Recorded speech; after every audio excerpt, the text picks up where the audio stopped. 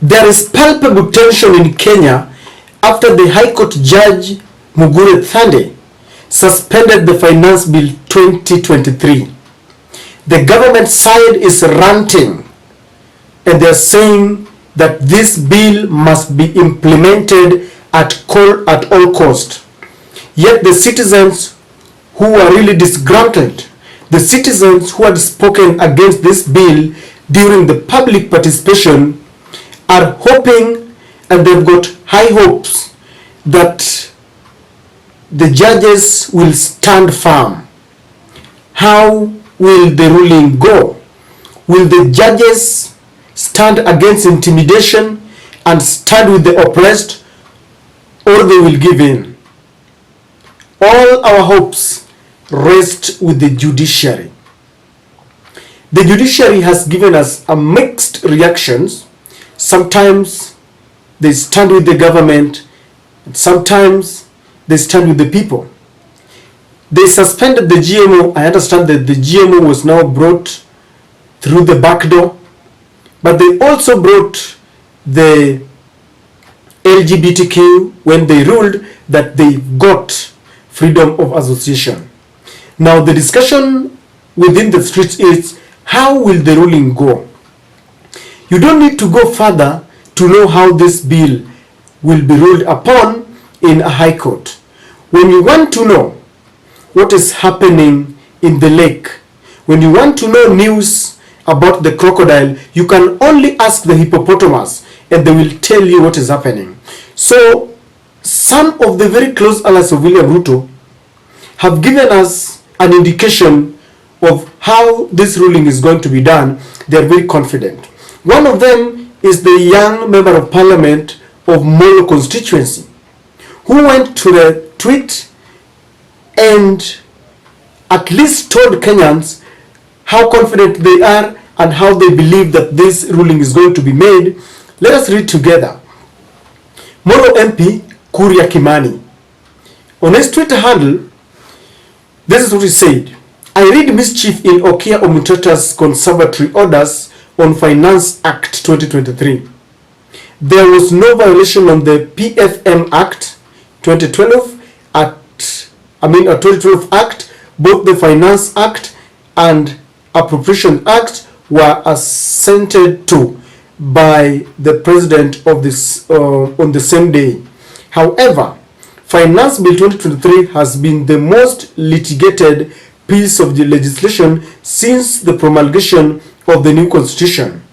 See you in court, another hot air in the offing. That last part forms the gist of the information that we have been given freely. Let me just repeat the last part again. See you in court, another hot air in the offing. So if you read this message, you understand the confidence with which the Kenya Kwanza team is speaking.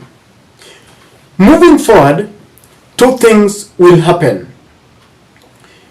The executive arm of the government will intimidate this judge to bow down to their pressure, or they will bribe this judge, or both will happen.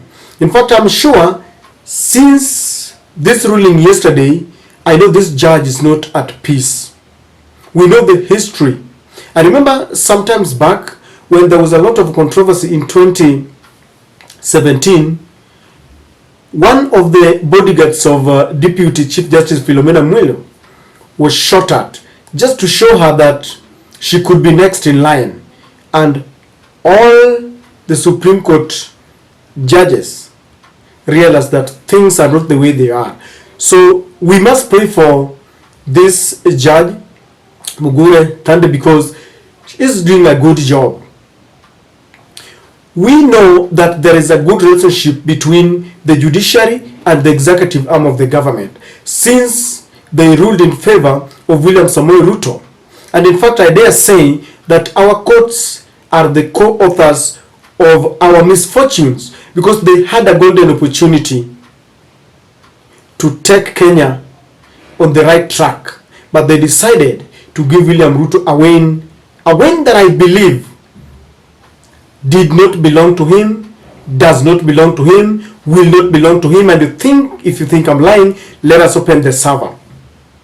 So the judge must stand firm if we have to get to the right track. We have to get this reprieve. Some are arguing that we only have but just a temporary reprieve. The other thing that will happen here is very simple. If what happened with the Energy Regulatory Authority, EPRA, is anything to go by, then there is a likelihood that the executive will disobey the court order. Our courts have become so cheap that the executive will always defy them. When they rule against the 50 CSS, William Ruto continues to work with the CSS, and they are taking salary because I told you the offices, the big offices with their secretariat and the bodyguards and the vehicles are being maintained by the hard-earned taxpayers' money. So the courts had pronounced themselves that this move was illegal. But what is William Ruto doing? William Ruto does not care about the ruling of the courts, and the CSS continue to earn huge salaries. The Energy Regulatory Authority was supposed to obey a court order, because in that court order it was indicated very clearly that anybody that is allied to the government side must not implement any part of the passage of this bill, any part of this act. And that included increasing of the fuel prices. But they have gone ahead to increase the prices. An indication that they don't care, an indication that they don't treat the pronouncements of our courts very seriously, because they have realized that our courts can be ignored and they will do nothing. The courts must rise up to show that they are not a toothless dog. Because if we continue this way, then Kenya will be plunged into an irretrievable hole. We must uphold our democracy. And so, ladies and gentlemen, if the judge will be intimidated to rule in favor of William Ruto, then Kenyans must do something.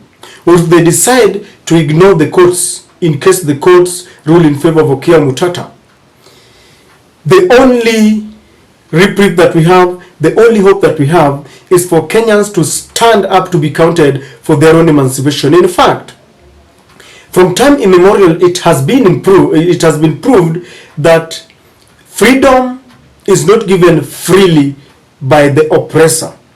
The oppressed must stand up and fight for their rights. In this sense, people must stand up and tell this government that we are tired. Remember, during the public participation, Kenyans had spoken and said, we don't need this bill now, it can wait. William Ruto ignored. So William Ruto continues to ignore us, and adding salaries to the official members of the Kenya Kwanza team, the president, the deputy, the ministers, and yet Kenyans continue to suffer.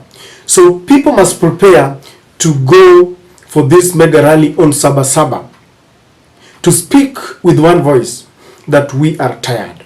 I know people will go out, because today when I visit my friends who voted for the UDA, those who used to tell me that this government came from God, they have now turned and telling me that they didn't vote. Most of them are telling me, mimi si kupiga kura, wanataka kujitenga. They want to distance themselves from this oppressive government. The usual term that is now trending is that kinawaramba.